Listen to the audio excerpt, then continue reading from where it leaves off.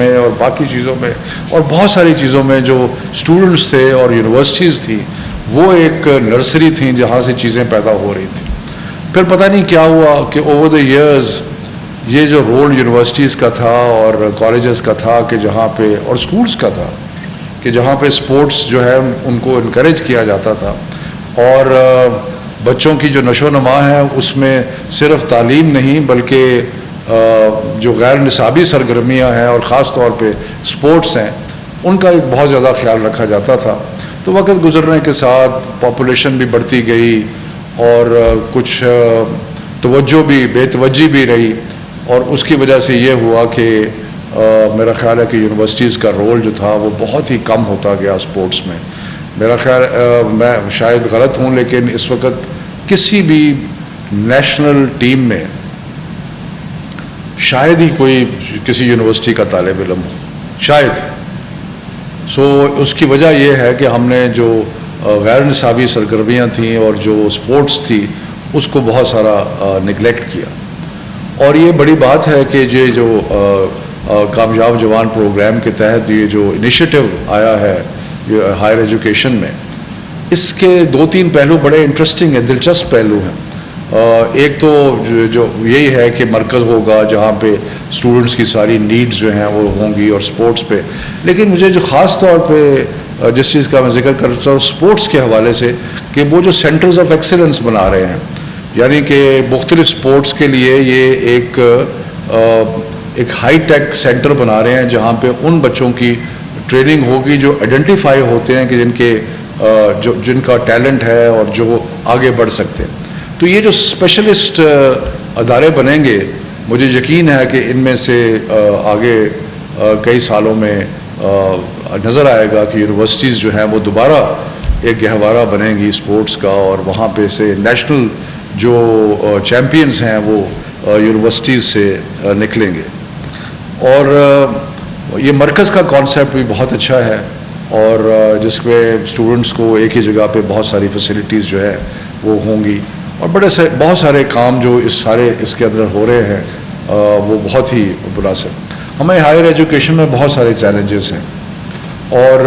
ایک بہت بڑا چیلنج ہے جس کا اس وقت عثمان ڈار صاحب کی سربراہی میں یہ جو انٹرونشن ہے اس سے ہوگا, یعنی کہ ایک ہولسٹک جو بچوں کی تربیت ہے اس میں. لیکن اور بھی چیلنجز ہیں. ہمیں کوالٹی کا بہت بڑا چیلنج ہے. ہماری یونیورسٹیاں ہمارا ایکسیس کا چیلنج تو ہم کچھ حد تک میٹ کر رہے ہیں, یعنی کہ ہماری خواہش ہے کہ ہائر ایجوکیشن کے ادارے بنیں, لیکن صرف ہائر ایجوکیشن کا ادارہ بنانا کافی نہیں ہوتا. ہم برک اینڈ مارٹر سے یونیورسٹیاں نہیں بنتی. یونیورسٹیاں جو بنتی ہیں وہ فیکلٹی سے بنتی ہیں. وہ جو ایک آئیڈیاز کی جو ایک انوائرمنٹ بنتی ہے اس سے یونیورسٹیز بنتی ہیں, ریسرچ سے یونیورسٹیز بنتی ہیں,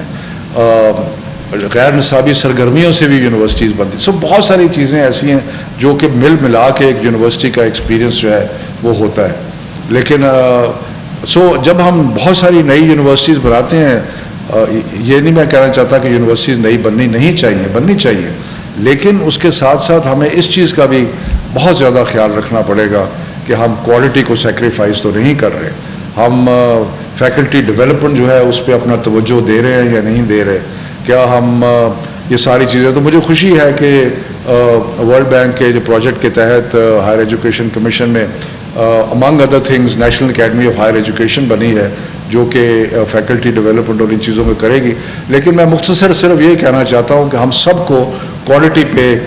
فوکس کرنا پڑے گا اور وہ کوالٹی جو ہے وہ مختلف چیزوں میں نظر آئے گی. ایجوکیشن کو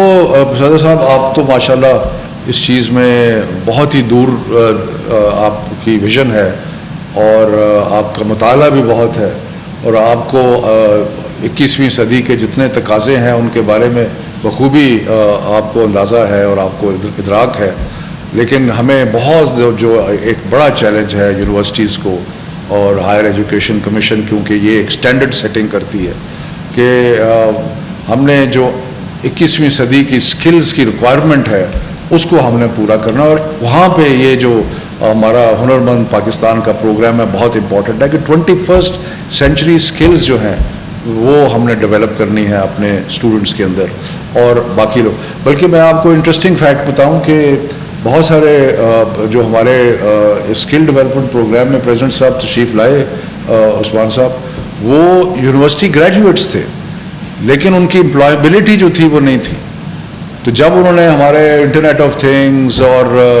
बिग डेटा और साइबर सिक्योरिटी और ऐसे शोबों में जब उन्होंने अपने